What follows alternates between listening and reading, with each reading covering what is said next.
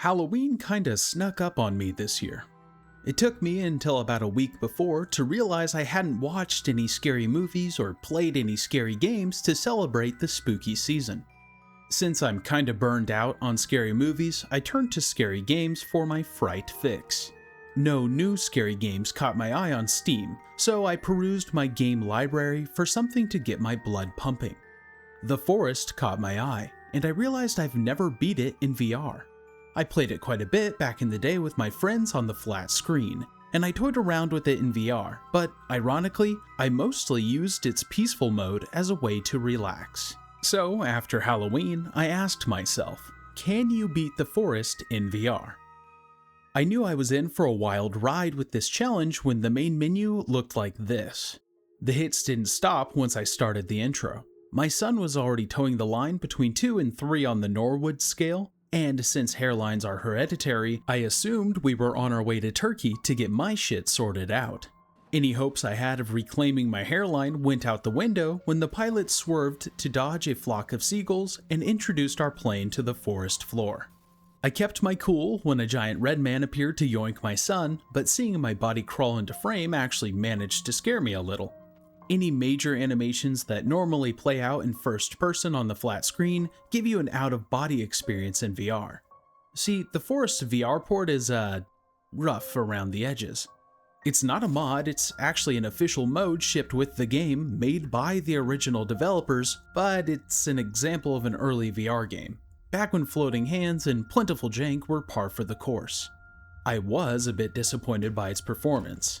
It's a visually impressive game that can run on the flat screen on low-end hardware, but it plays pretty damn choppy in VR. Those facts aside, the VR mode is still built on top of a good game with really cool AI, and that's all that really matters. Oh, and by the way, when I say AI, I'm referring to the enemies in this game, and how they interact with the player and world, like leaving these freaky effigies along their patrol routes. I'm not referring to the other kind of AI, just to be clear. After succeeding where Sylvester failed, I looted an abandoned cannibal camp. There I found fuel for a surprise tool that'll help us later. As I made my way through the woods, passing a gaping hole in the ground that made me miss my wife, I figured it was about time to set up camp. Conveniently, I stumbled on a campsite already assembled. As enticing as the tents and unpilfered luggage looked, something told me I wasn't welcome here.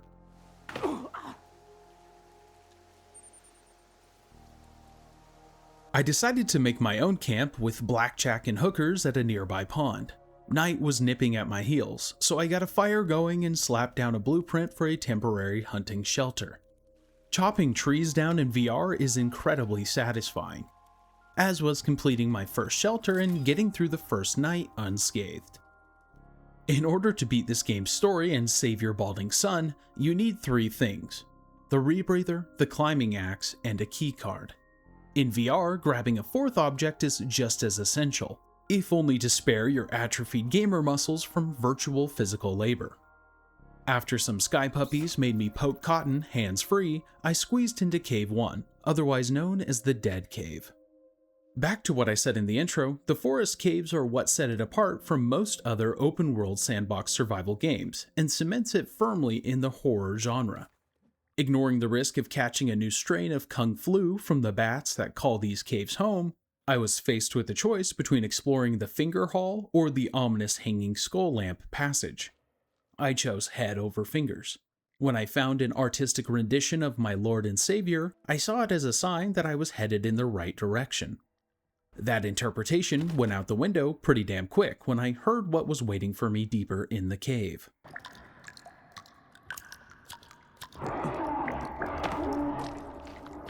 The finger route didn't seem much better at first glance, especially when I found an ominous drawing next to a skull, but following the cave gave me a sliver of hope. Just beyond a crate of boom tubes, I got my first real look at the sinkhole. It was an impressive hole, especially when seen in VR, but I wasn't prepared to enter it quite yet. With my big boy pants cinched securely around my chest, I doubled back to confront whatever was making the spooky noises deeper in the cave. Normally, I love the PSVR 2's OLED panels. It's one of the reasons I ended up keeping it over the Quest 3. along with not having to deal with Zuck's shenanigans, but I was starting to resent the inky blacks they provided. As you can see from the footage, I was incredibly brave in the face of freaky-ass mutants. Remembering the dynamite I had snagged just a few minutes before made me even braver. Facing Armsies, well, any of the forest mutants really, is way more intimidating in VR, but I still managed to finish him. You might even say I disarmed him. Perhaps as a punishment for that joke, the cave wasn't finished with me. 2 cannibals ran me down like an ice cream truck outside a fat camp, totally didn't make me jump in real life, and lured me in with a tasty supply of cloth, the single most valuable resource in the game. After ignoring ominous swinging corpses a few feet ahead, I grilled myself some cannibal Q. Now don't worry, I wasn't stooping to their level, cannibalism isn't cool, kids, but using the bones of your enemies as armor, well, that's actually pretty cool. Each cannibal provides enough bones for 1 piece of bone armor. Having armor made me feel a tiny bit better about delving into the bowels of the earth. You think I would have learned my lesson about complacency by this point in the run. Now, the forest's native sons aren't that big of a threat in small groups. They tend to attack one at a time, and even when they swarm you, they're usually more focused on skittering about like coked out golems than they are on ganging up on you. The true terror comes from the mutants, like these nasty little headcrab wannabes. Moving further in the cave brought me to a wall that, once blown up with Boom Boom, allowed me to enter Cave 3, otherwise known as the Wet Cave. Besides hosting enough sticks for me to build a temporary shelter and, more importantly, save my game, the Wet Cave is generally more helpful. It's so helpful that it ended up giving me a hand. It also has the most important tool for any VR playthrough, the chainsaw. I'll talk about the chainsaw more later. For the time being, I was more focused on the creepy figures lurking in the dark. Much like early man, I resisted the dark with fire. After cooking a few mutant baby turkeys, I got my bloody hands on the first tool I need to complete the game, the climbing axe. The climbing axe is an obvious nod to another story about people surviving pasty murder mutants in a claustrophobic cave system.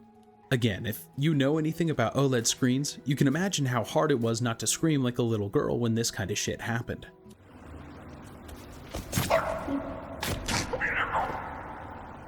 With my trusty chainsaw in hand, I decided it was time to return to the surface and start on my home. It was nice feeling the virtual sun on my virtual cheeks, but the game made sure to remind me that I wasn't alone in these woods.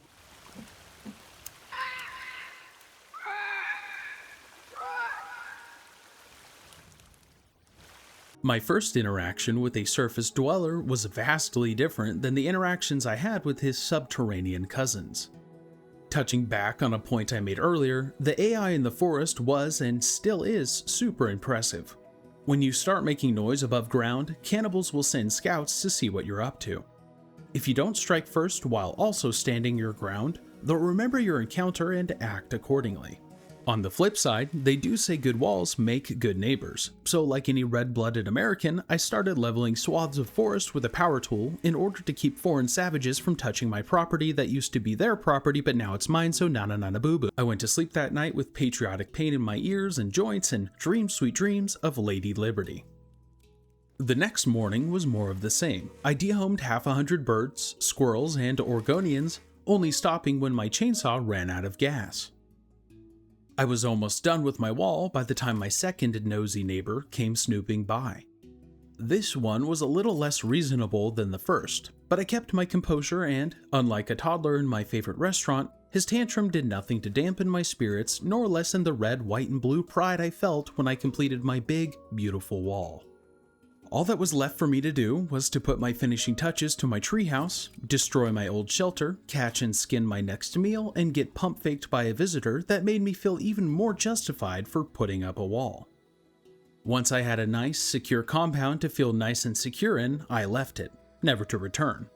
I stumbled on a shipwreck on the southern end of the island with a handful of useful supplies, chump change, and a carton of milk plastered with that chubby dude from the Diary of a Wimpy Kid movie. Seeing a missing child reminded me of my own, and it wasn't long before I was back underground, searching for the next tool I'd need to save Timmy. Before I found the respirator, I stumbled on Ken's weapon of choice in a suitcase and stowed it away for later.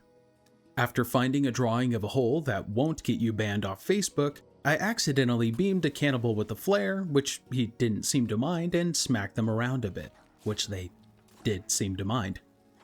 Next, I forgot to record myself actually finding and equipping the rebreather, used it for the first time in VR, which was pretty damn immersive, or submersive, and stumbled onto a not at all ominous underground pedestal and spiky door. Behind the spiky door, I met some believers in desperate need of some Aveeno or CeraVe and snagged the rusty axe. The rusty axe isn't much better than the forest's iconic survival axe. In fact, it might even be worse, but I ran it anyways, because newer always means better. After accidentally engulfing myself in flames, I swam out of Cave 5, aptly named the Submerged Cave, and surfaced in Goose Lake. I'll give you 2 guesses on how it got that name. Since the sun was still out, I scuttled back underground, this time snaking down a rope on the edge of Goose Lake, sliding down into Lawyer Town. How Lawyer Cave got its name, I'll never know, but the note I found on a lawyer's corpse did give me some valuable advice. Much like a court of law, the Lawyer Cave was far from a welcoming place. After turning some cannibals into armor, I done did blowed up a wall with dynamite and heard your mom walking down the hall. The Cowman is arguably the easiest mutant to cheese. Camping out on any old ledge will keep you out of harm's way. Having not learned any lesson concerning fire, I politely asked a cave dweller if he too was unaffected by flames. He wasn't. I wasn't done with Lawyer Cave yet. After being jumped by a handful of subterranean shitheels, I eloquently expressed my surprise at encountering the first Virginia of the run. Oh! I can't really show her in good lighting because YouTube will take one look at her chest pepperonis and slap my channel with the banhammer, so the most I'll show you is my final blow. After watching some cave cannibal zoomies, I opened a container with a list of every woman who's ever loved me. As we look at this lovely fish, I want to apologize. I know the frame rate in this video is less than smooth, and I'm sure it's not the best viewing experience. I even considered scrapping it entirely, which explains the late upload date, but there's always that chance someone will get a kick out of it. So I've tried to keep the choppy clips, like this one, to a minimum. Back to the game, I found the chamber that held the keycard, the last item I needed to rescue my boy, an armsy, and a whole heap of nasty dead shit. I really don't want to risk YouTube's wrath with a closer view of what lined the bottom of this cave, so I'll just note that I found the keycard, a tape recorder, and an ominous tape for said recorder lying around. After all that time underground, it felt good to get a breath of fresh digital sea air that smelled a lot like my room. Further breaking my immersion, my shadow caught my eye as I ran down the coast. I apologize if it seems like I'm moving at a breakneck pace, but I ended up cutting a good amount of footage here because the frame rate was just too choppy. Like I mentioned at the beginning of this video, this game did not run well, but with motion smoothing in the headset, I didn't fully grasp how bad the footage turned out until I sat down to splice it all together. To sum up the first bit of the last cave I explored, I came across a mutant mommy duck, had a brief run-in with an armsy, and found myself at the bottom of the sinkhole. I took the view in for a moment, tried and failed to find a clever comparison to your female progenitor, and drove my head into the liquid at the bottom of a gaping hole. I was nearing the end game now. I found an admittedly cute drawing, a less cute Buffalo Bill wannabe, and stumbled on footage of whatever this is. After an ominous sight, I found a mysterious, ominous drawing of a mysterious place I was sure I'd never find. Ironically, the abandoned laboratory you explore at the end of the forest story, something a majority of the people who own the game have never seen, is the creepiest section of the game. The devs really cooked with these environments, and VR amplifies the uneasy feeling of being alone, but not really being alone. I'm gonna let this clip play out with my mic's audio. Let's see if you can pinpoint the exact moment I shit my pants.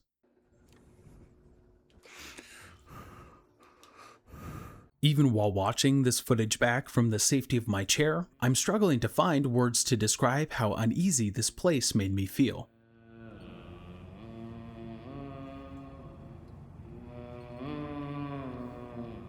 An unfortunate side effect of the VR port was its busted cutscenes. What should be a triumphantly tragic moment, finding your son dead in an otherworldly machine, is lessened by your floating perspective.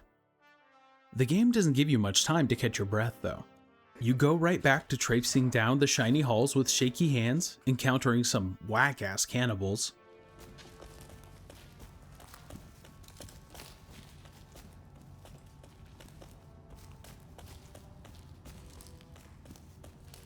and follow bloody footprints to a drawing of anger from the hit Pixar cinematic movie film Inside Out. After watching one of the tapes I found again for reasons you shall soon see, I figured it was about time to craft a bow.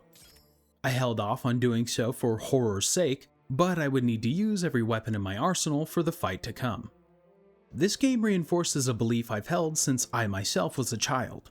Children scare the shit out of me, especially when they do whatever that was. The final and really only boss fight of the game is a drawn-out, brutal, and somewhat tedious affair I'll edit down for your viewing consumption. I may or may not have died a handful of times, but in the end, the creepy girl from the videotapes was susceptible to the rarest and most complex of man's weapons: gunpowder in a paper tube. Unfortunately for Timmy, I was not able to revive him with a dead body. Surprise, surprise. So I delved even further into the laboratory's bowels. Just when I thought I was done with creepy caves, they pulled me back in. After stumbling on a grisly soyjack, I rode an elevator up to the peak of the mountain that's loomed over this island since the beginning of this playthrough. The coolest thing about this end section is being able to look down on the place you would normally call home for a much longer stretch of time than I did for this challenge. I was presented with a choice: bring another plane down in order to save my son, or spare the plane and continue to live on the island infested with creepy mutants and cannibals, and yeah, I chose the first one. And just like that, I answered the question posed at the beginning of this video. Yes, you can beat the forest in VR. In order to beat the forest's story, that's a hard one, forest's story. In order to beat the forest's story, back to what I said in the intro, the forest's caves are what set it apart from most other